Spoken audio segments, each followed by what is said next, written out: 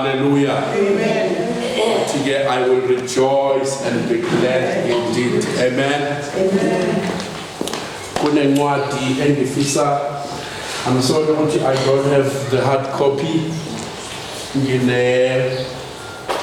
Amen.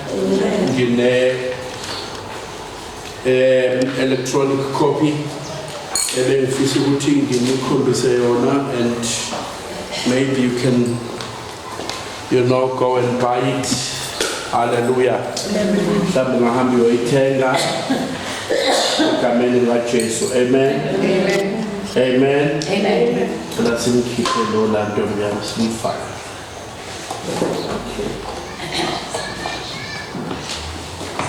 Maybe abanye benu bangayithola useful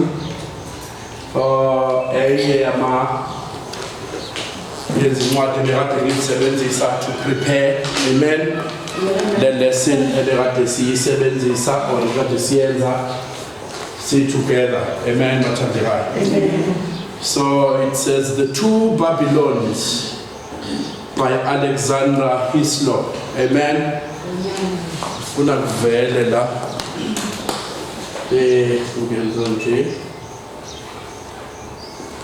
it's The Two Babylons by Alexander Hislop.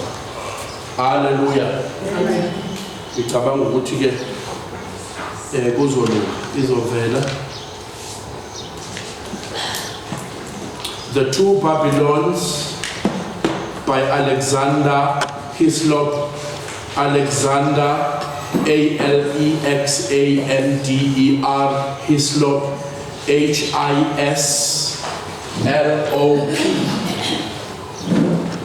So this is an old man.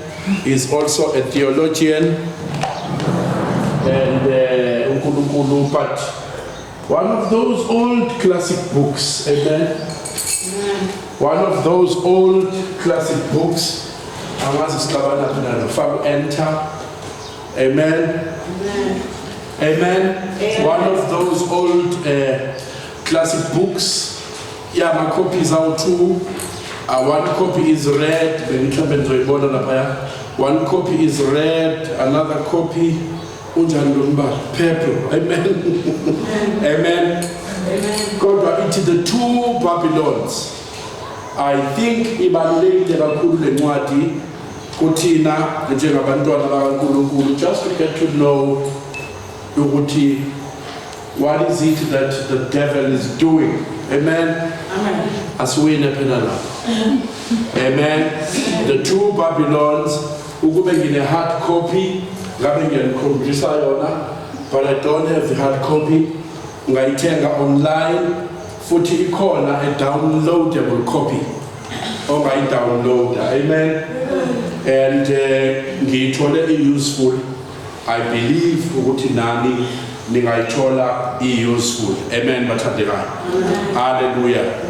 Well, ezintweni esike sazixoxa nani bathandekayo over a period of 1 week, sikhulume about the mysteries, amen, izimfihlakalo, amen, bathandekayo. Hallelujah. Then namhlanje ngifuna ke senze leya number 6, amen. Mystery number 6, mystery number 6, it the great Babylon, the great Babylon, the great Babylon, amen, bathandekayo. In my heart ukuthi I wonder if abazalwane baya benefita yini, because it's not power preaching, amen, bathandekayo. It's not power preaching, but it's teachings. Kanti abazalwane ngokujwayelekile isiyababhora indaba yama teachings, amen. Mabefike enkonzweni bafuna ukuthi yabo. Hallelujah. But God called it in my heart, just carry on. Keep on teaching bayasizakala abazalwane, amen. So that is what I want us to do. Don't stress over this one, Tombia. Mez Kenya sizombuka. Amen. omeziqhenya sizombuka ngeke silibale uyena. Amen. So I just encouraged myself ukuthi let me keep on teaching abazalwane, especially lokhu esikubona njengamanje, because it grounds us. Kuyasigqilisa, you know, futhi kuyakusiza noma nawe sewuwedwa ukuthi ukwazi ukubona. It takes time to turn on. Izokusiza nawe lento ekutheni ukwazi ukubona makukhona izinto ezithile, you know, in your journey with God, endleleni yakho noNkulunkulu, mase kukhona izinto ezithile ezingenzeki kahle. Amen, bathandekayo. And uzokwazi ukuthi differentiate truth from error. Uzokwazi ukuthi ubone oku-right futhi ubone oku-wrong. Amen, bathandekayo. Leyo nto ngicabanga ukuthi ibaluleke kakhulu. Amen, bathandekayo. So then I encourage myself, okay, let me carry on.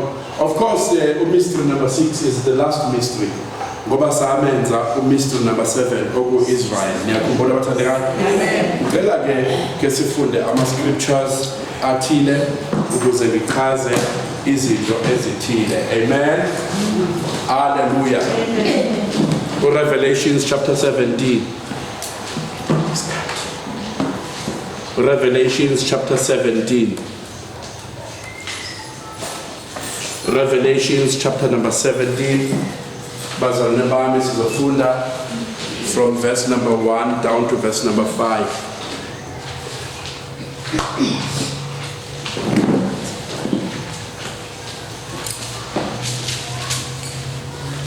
From verse number 1